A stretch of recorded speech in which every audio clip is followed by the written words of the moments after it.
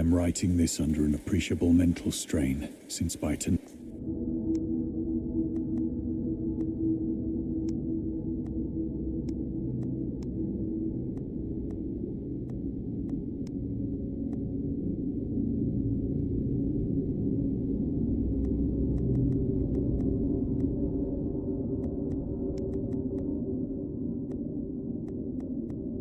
I shall be no more.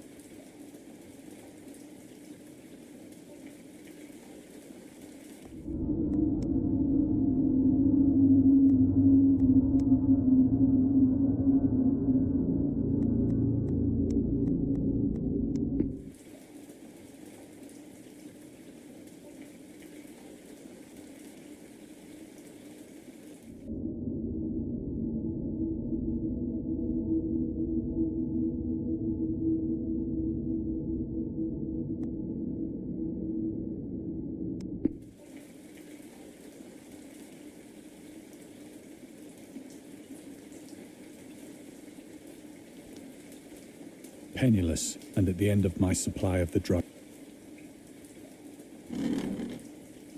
Do not think from my slavery to morphine that I am a weakling or a degenerate. When you have read these hastily scrawled pages, you may guess that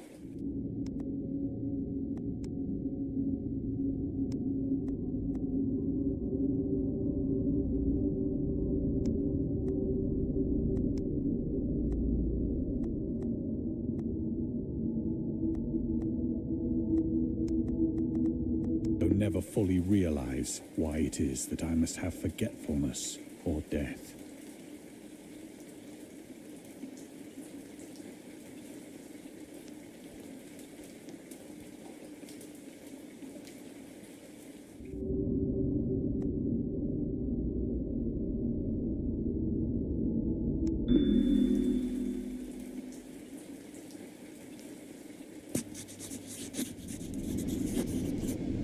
It was in one of the most open and least frequented parts of the broad Pacific that the packet of which I was supercargo fell a victim to the German sea raider.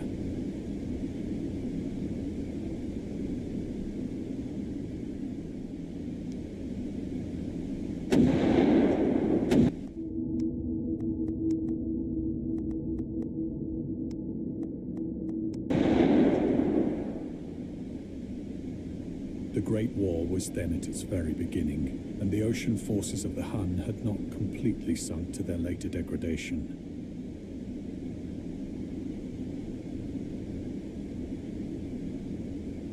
So that our vessel was made a legitimate prize, whilst we have heard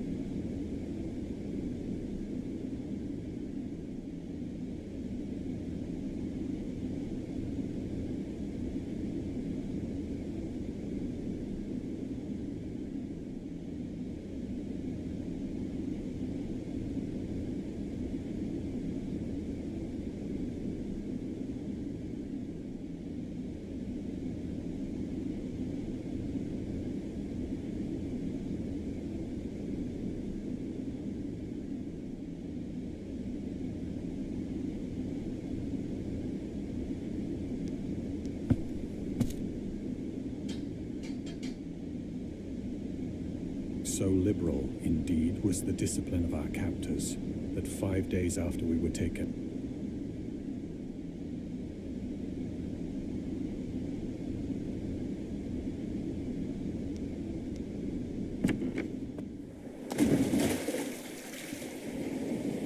when I finally found myself adrift and free, I had but little idea of my surroundings.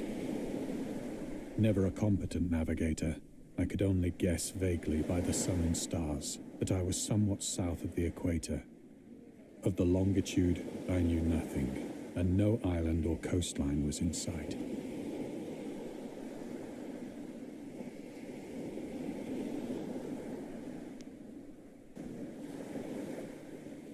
The weather kept fair, and for uncounted days I drifted aimlessly beneath the scorching sun, waiting either for some passing ship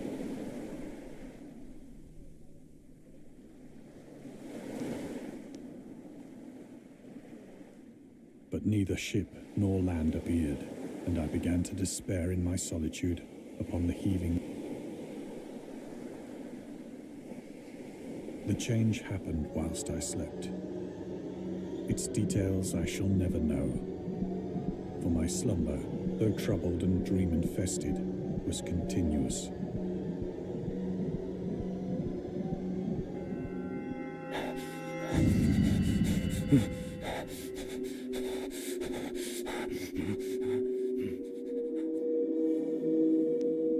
When at last I awoke, it was to discover myself half sucked into a slimy expanse of hellish black mire, and in which my boat lay grounded some distance.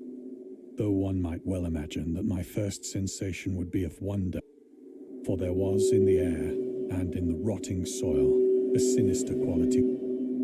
The region was putrid with the carcasses of decaying fish and of other less discreet. Perhaps I should not hope to. There was nothing within hearing and nothing in sight save a vast reach of black slime. The sun was blazing down from a sky which seemed to me almost black.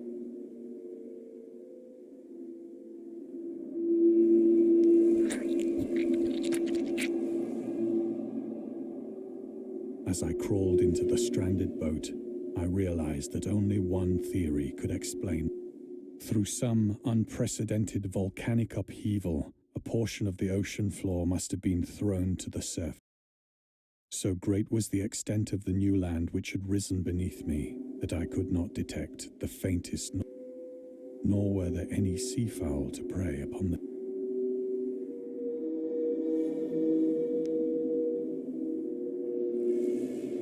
For several hours I sat thinking or brooding in the boat, which lay upon its side, and as the day progressed, the ground lost some of its stickiness. That night I slept but little, and the next day I made for myself a pack containing food and water.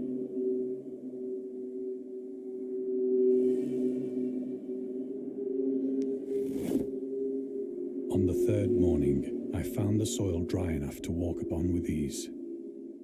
The odor of the fish was maddening, but I was too much.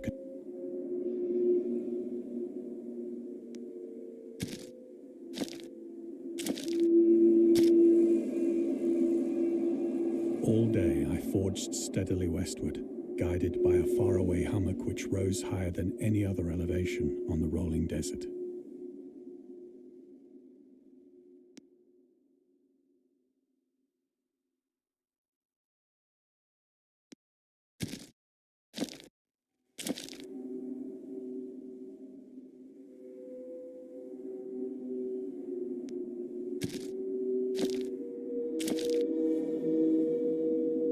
That night, I encamped, and on the following day,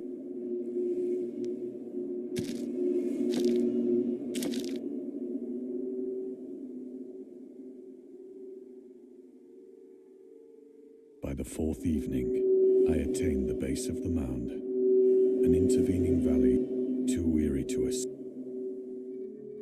I know not why my dreams were so wild that night, but ere the waning and fantastically gibbous moon had risen far above the eastern plain, I was awake in a cold perspiration, determined to sleep no more. such visions as I had experienced, and in the glow of them, without the glare of the parching sun, my journey would have cost me less energy. Indeed, I now felt quite able, picking up my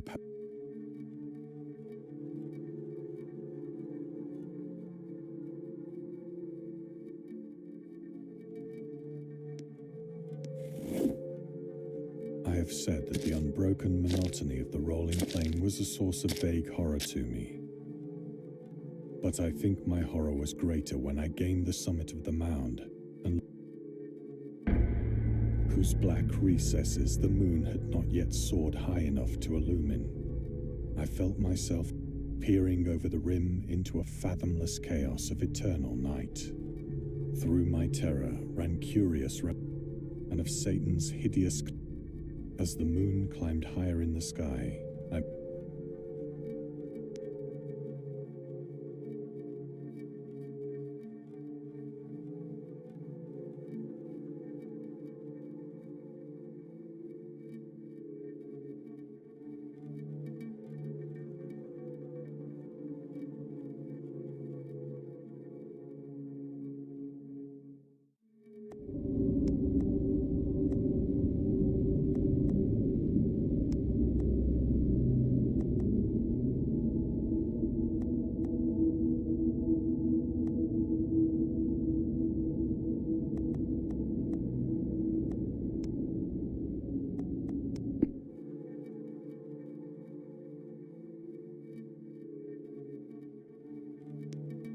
ledges and outcroppings of rock afforded fairly easy, whilst after a drop,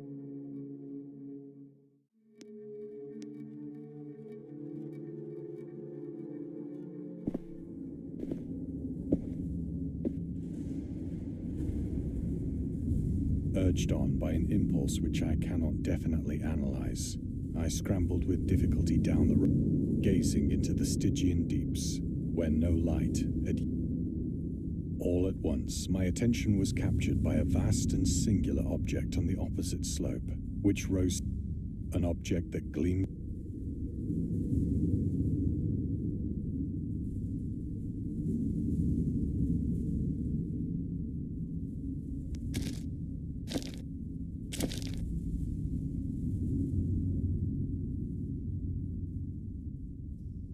That it was merely a gigantic piece of stone, I soon assured myself, but I was conscious of a closer scrutiny. For despite its enormous magnitude, I perceived beyond, whose massive bulk had known, dazed and frightened, yet not without a certain thrill of the scientific.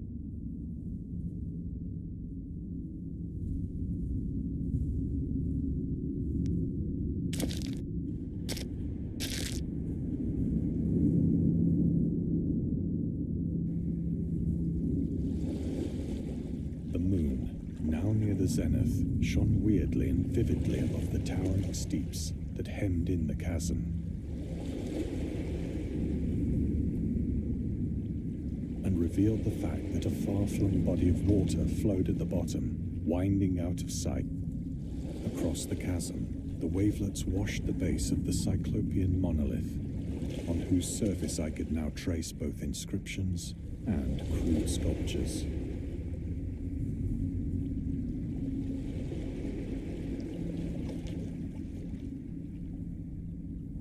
The writing was in a system of hieroglyphics unknown to me and unlike anything I'd ever seen in books.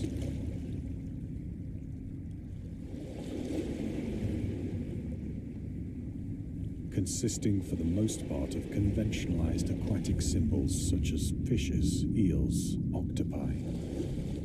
Several characters obviously represented marine things which are unknown to the modern world.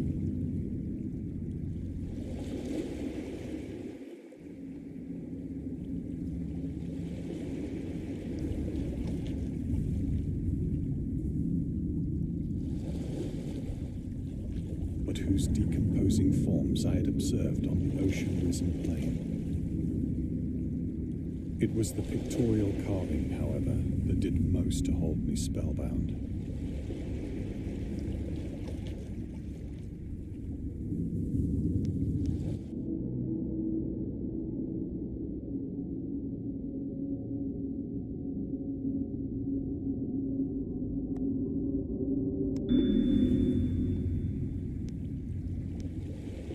visible across the intervening water on account of their enormous size were an array of bas-reliefs whose subjects would have excited the envy of a Dore.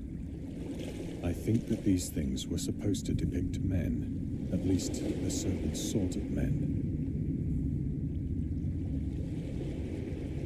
Though the creatures were shown disporting like fishes in the waters of some marine grotto,